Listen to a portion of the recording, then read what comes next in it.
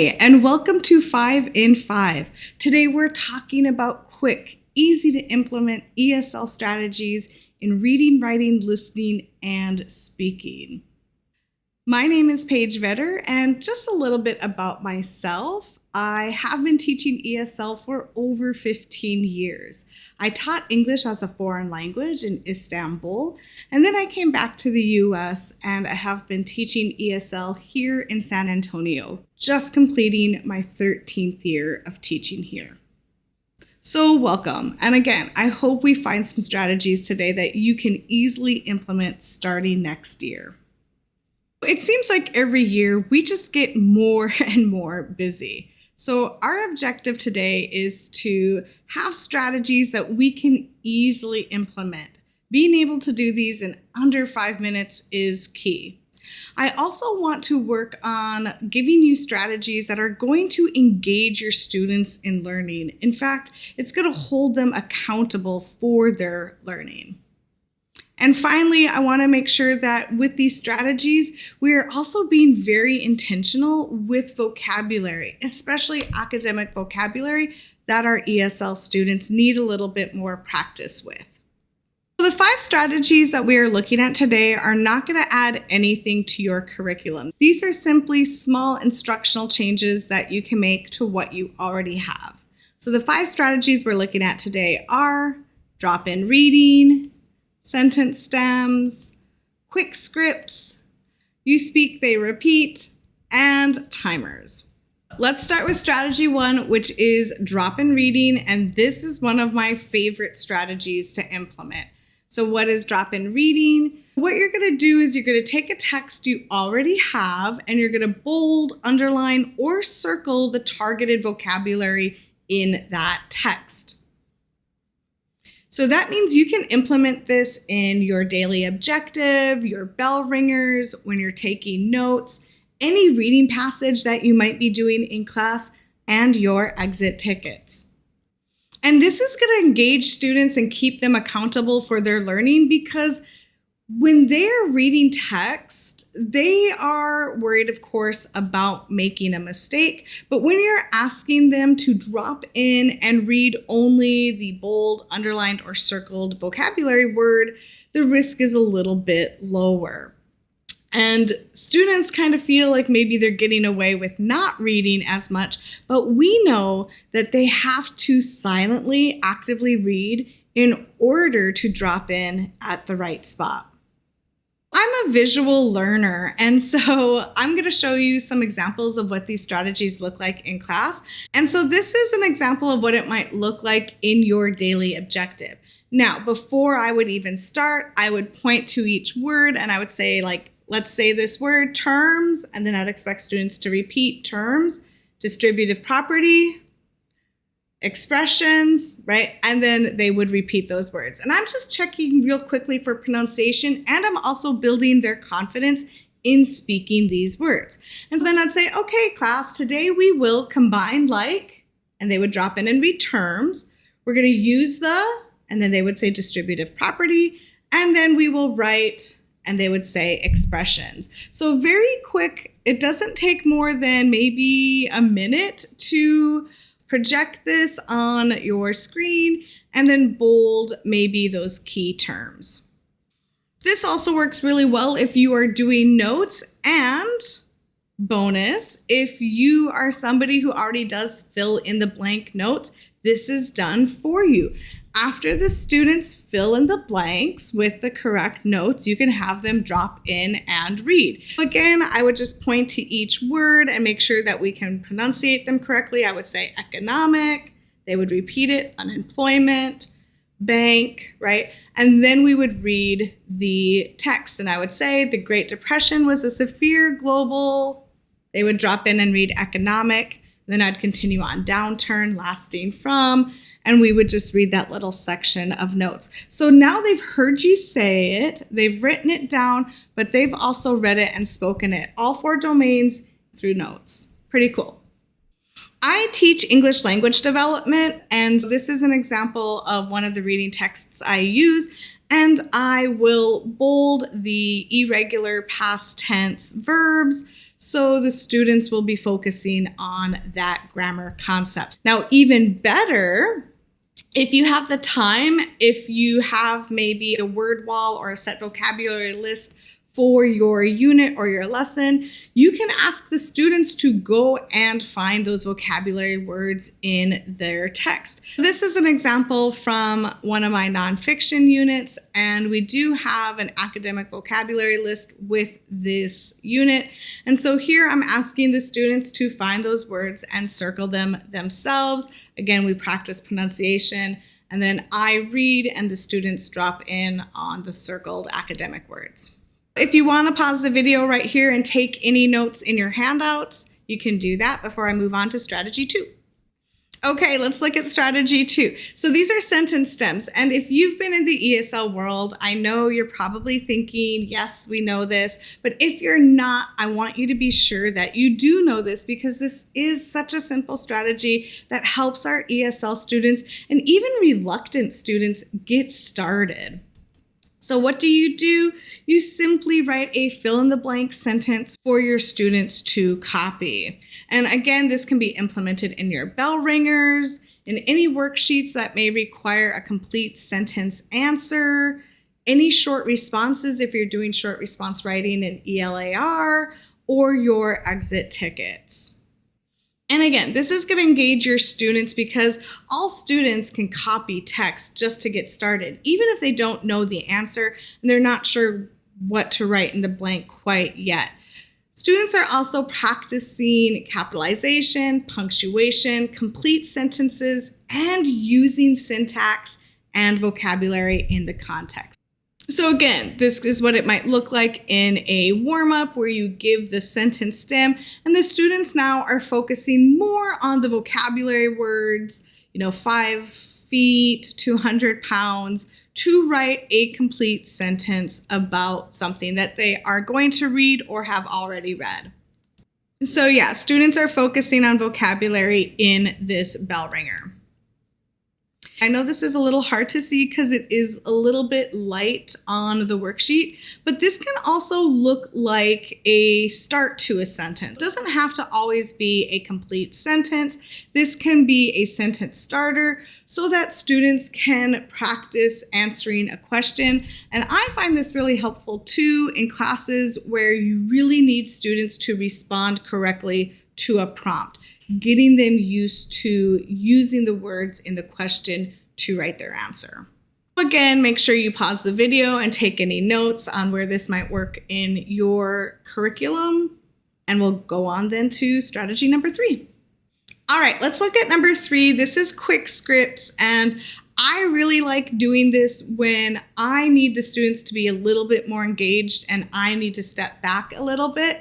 And so what I'm going to do is I'm going to take text that I already have, whether it's from a class textbook, whether it's from notes, or if you are okay with it, using AI to generate a summary of a concept that you are teaching.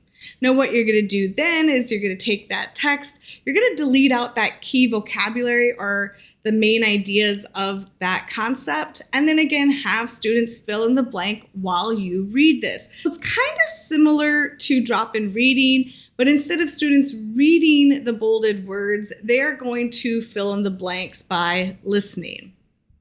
You can implement this in your bell ringers. You could implement this in your notes, but I would caution not to do this with a concept that is new to students. This definitely works better once students have been reading and have had some exposure to the concept.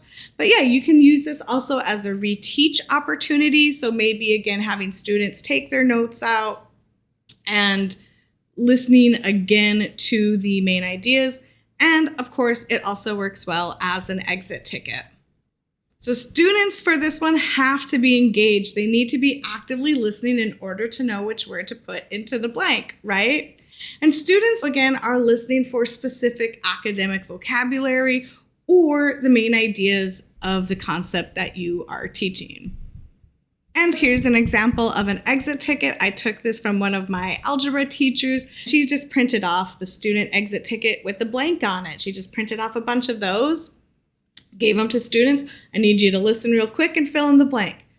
what variable represents the rate of change? And then she would say the variable, I don't even know, X represents the rate of change. So students would then write in X. Now, again, you could give them a sentence stem like this, or you could have them write out the complete sentence. It really depends on what level they are at.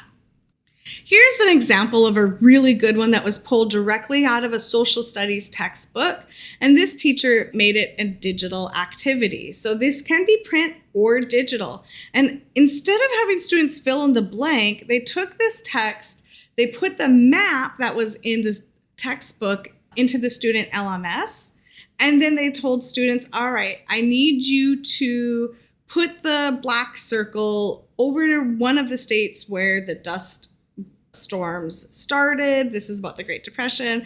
And then I need you to put the red circle over a state where the farmers migrated to. So this would be more of an intermediate to advanced level academic setting, but here the students are listening and then just doing a task. The teacher's prep time on this, probably under 5 minutes, because they have the textbook to read from. They just needed to take a quick screenshot of the map and drop it into a Google slide, add in the circles, and upload to the LMS. If you want to pause here to take any notes, do that, and then we'll move on to strategy number 4. Okay, strategy number 4, you speak, they repeat. This one has no prep time at all. What you do is you say a vocabulary word or a key idea, and you have the students repeat it. Again, checking for pronunciation and just getting that word deeper into their brain. So again, implement this in your bell ringers, implement this in your instructions, in your notes. If you're introducing a concept for the first time and they're filling in the blank, have them repeat that word, and in any class board work that you might also do. Students are more likely to speak when the whole class speaks, so this will get everybody engaged, and you're only asking them to say one word. So these quick check-ins really help keep students engaged throughout the entirety of your lesson. And again, you're checking pronunciation and reinforcing that vocabulary. All right, so what this looks like, and this is one of the vocabulary words from one of my nonfiction units, but what this might look like is simply the teacher pointing to a word and saying, this word is ecosystem, ecosystem, everybody say ecosystem. And then hopefully the majority of the class repeats ecosystem. I always say the word twice. I'll say it twice, maybe one time slowly if I'm working with beginners, one time more average paced. Otherwise, just ecosystem, ecosystem, and you point to the students and they should repeat it. And this is also really cool because when your students know that this is going to be a part of your instruction and they get used to you just pointing and they repeat the word, it's really cool and it feels really good. And if you're getting observed by your admin, it looks really awesome. Okay, now I'm throwing in a bonus strategy number 4.5, which is just stand and speak. I always have exit tickets that require students to speak. And so when they speak, they need to stand. So students with their exit tickets do have sentence stems. They're going to write a complete sentence. And then once everybody has written their complete sentences, they all stand up and share their answer. Super simple. Again, you could do this in a bell ringer. You could do this with conversation cards. If you are teaching an ELD course and you have some really fun conversation cards, I like to use this so that every student shares one thing that their partner said, which engages, again, listening, but everybody stands and they share out one thing. If you're doing station work, you can have everybody share one thing that they learned from one station. But again, I love using these in my exit tickets. Last 5 minutes, here's your exit ticket stem. Write it out, and then everybody stand up and speak. Students are engaged because everybody is standing up. Of course, there's always that one kid, but for the most part, students are going to be more comfortable sharing out a complete sentence when they have it written down, when they have it prepped and in their hand. And you can also, for those reluctant students, have them practice with you before sharing out to the class. If it feels better for them to go first and then sit down, you could do that. If they want to wait until the end, maybe when students are not paying attention like they should be, you can do that also. You know your students best. All right, so what this might look like, again, is at the end of the class, there is a sentence stem that says, today I learned a giant panda blank. And then this student says, today I learned a giant panda lives in a forest ecosystem. All right, and as you can see, the students who already shared have sat down. The students who still have yet to share are standing up, but they've got their prepared text in front of them. So it's not quite as nerve-wracking as producing original language on the spot. So again, go ahead and pause here and write down any notes that you might have for these strategies. Okay, and the last strategy number 5, it doesn't actually really connect with academic vocabulary, but I really wanted to put this in here because it does help keep kids engaged, and that's just using timers. And this is as simple as projecting a timer at the start of any task. So you can implement this again in your bell ringers. I always use this when we have station work. And I love it with station work as well and independent work because the added bonus of a timer is it lets me see if I'm realistically gauging what my students can do. If they truly need more time at a station, then I might have to decide at that moment that, this activity today isn't going to be a one-day activity. We're probably going to have to extend this into a 2-day activity, and that's fine. But timers kind of help me see how on task my students are, but truly how much time they might need to process and complete a task. So I do like timers for station work and independent work also for that reason, and they're great for exit tickets, although usually kids are already watching the clock to see when class finishes. Okay, so again, students are so much more likely to self-start when you start putting that timer up on the board. When they're working in stations or whether they're working independently, they're going to manage their time better, they're going to stay on task just a little bit better, and they generally feel a little bit safer, those who are anxious, when they know that, okay, after this activity in 5 minutes, we are going to transition to, let's say, our exit ticket. And this is actually what my daily agenda looks like. So you can see that I just like to embed sometimes the YouTube timers directly into my daily objective, especially for the bell ringer. So I'm giving students 5 minutes to complete this quill capitalization bell ringer, and I hit that timer and they get to work. And as an extra treat for you guys, I do have a link in the handouts that will give you a forced copy of these timers. So it's a slide deck of timers. I think it's 5, 10, 15, 20, 25, and 30, 4 different kinds. And you can put that right into the slide deck that you have for your agenda. So you can easily just pull up the timer that you need when you are working with students. All right, so now it's your turn to take that first step. And so let's reflect a little bit. And is there an area of your lessons where you can easily implement one of these new strategies? So it doesn't have to be like throughout a whole lesson, but maybe just where you have your bell ringers or where you just have your exit tickets. Start simple, right? Or what is one strategy that you can implement within your lessons today? So one strategy that you might think, yeah, I can do that pretty easily throughout my lessons and consistently. And remember, meaningful change doesn't require adding a lot of extra stuff and fluff. The simple adjustments that we make to our instruction can honestly be the things that make the biggest difference for our students when it comes to engagement and language development. And if you have any questions, I am here and I'm happy to help. You can email me with questions. You can check out my blog for more strategies to implement that are not just beneficial for ESL students, but for all of our learners. And of course, if you need resources, check out my store on TPT. It's everything for English language learners. Thank you so much for your time, and I truly do hope you have the best year yet. Bye.